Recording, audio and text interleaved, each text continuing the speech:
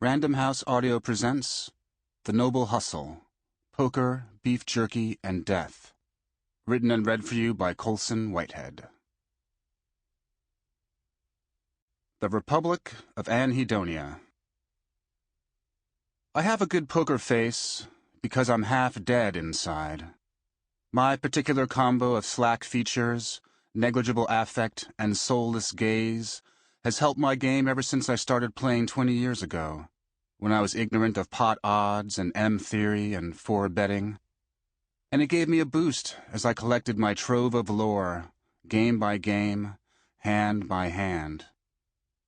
It has not helped me, human relationships-wise, over the years, but surely I'm not alone here. Anyone whose peculiar mix of genetic material and formative experiences has resulted in a near-expressionless mask can relate. Nature giveth, taketh, etc. You make the best of the hand you're dealt. This thing draped over my skull and fastened by muscle is also a not-too-bad public transportation face, a kind of wretched camouflage, which would come in handy on my trip to Atlantic City. Flash this mug and people don't mess with you on buses. And this day I was heading to training camp. I had 6 weeks to get in shape. I was being staked to play in the World Series of Poker for a magazine, and my regular game was a $5 buy-in where catching up with friends took precedence over pulverizing your opponents. There is no question about taking a bus. I'm of that subset of native New Yorkers who can't drive. Every spring I made noises about getting my license and checked out the websites of local driving schools, which as a species embodied the most retrograde web design on the intranet.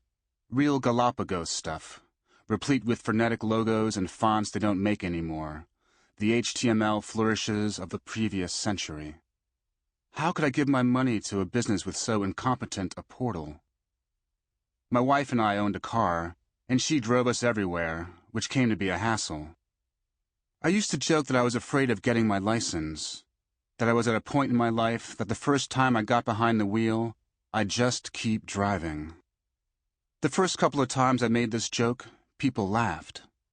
Then maybe my delivery began to falter, there was a change in tone, and they'd look around nervously, peek over my shoulder for another person to talk to.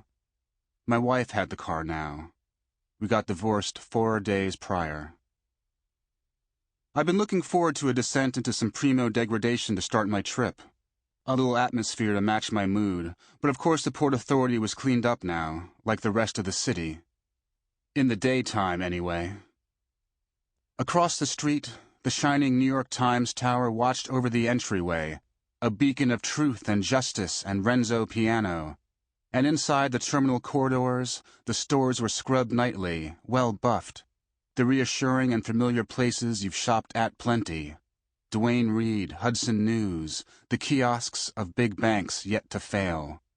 I could be anywhere, starting a journey to any place, a new life or a funeral. I rushed to make the 3:30 bus and thought I'd have to gulp down a hot dog from a street vendor, fearing a grim return of said Frank hours later at the table. But had time to pick up an albacore tuna sandwich with dill, capers, and lemon mayo on marbled rye, plus an artisanal root cola, all for $10 across the street at Dean and DeLuca. Estimated probability of degradation, down 35%. I waited to board and saw I didn't need a public transportation face. The other passengers queued up for AC were exfoliated and fit, heading down for Memorial Day fun, not the disreputable lot of Port Authority legend. Their weekend bags gave no indication that they contained their owner's sole possessions. Where have all the molesters gone, the weenie wagglers and chicken hawks? Whither the diddlers? The only shabby element I registered was the signage of the Greyhound and Peter Pan counters, still showcasing the dependable logos remembered from bad trips of yore. Returning from a botched assignation or misguided attempt to reconnect with an old friend. Rumbling and putt-putting to a scary relative's house in bleak winter as you peered out into the gray mush through green trapezoid windows. Greyhounds were raised in deplorable puppy mills and drugged up for the racetrack, I think I read somewhere. and Peter Pan used to enter kids' bedrooms and entice them. So perhaps there's a core aspect to the bus industry that defies rebranding. The bus was state-of-the-art, like it had Wi-Fi, and even though I sat 2 rows up from the lav, I did not smell it. It was 2.5 hours to AC, plenty of time for me to graze on my inadequacies. Poker eminence Doyle Brunson called Hold'em the Cadillac of poker, and I was only qualified to steer a Segway. In one of the fiction writing manuals, it says there's only 2 stories. A hero goes on a journey, and a stranger comes to town. I don't know. This being life and not literature, I'll have to make do with this. A middle-aged man, already bowing and half-broken under his psychic burdens, decides to take on the stress of being one of the most unqualified players in the history of the big game. A hapless loser goes on a journey, a strange man comes to gamble. According to the 2 crew cuts in the row in front of me, the weekly pool party at their casino was killer, but I wasn't going to make it over there. I hit my poker book, cramming. Big raises make big pots. Before you enter a pot, think about who the likely flop bettor will be. The highway bored through miles of Jersey's old growth, as if the forests had been mowed down specifically for passage to our destination, a tunnel to the land of atrocious odds. And then we broke off the expressway, and the big gambling houses burst up, looming over the gray water. We passed the 1- and 2-story buildings of downtown Atlantic City, clapboard homes, broken chapels, purveyors of quick cash, that seemed washed up against the casinos like driftwood and soda bottles.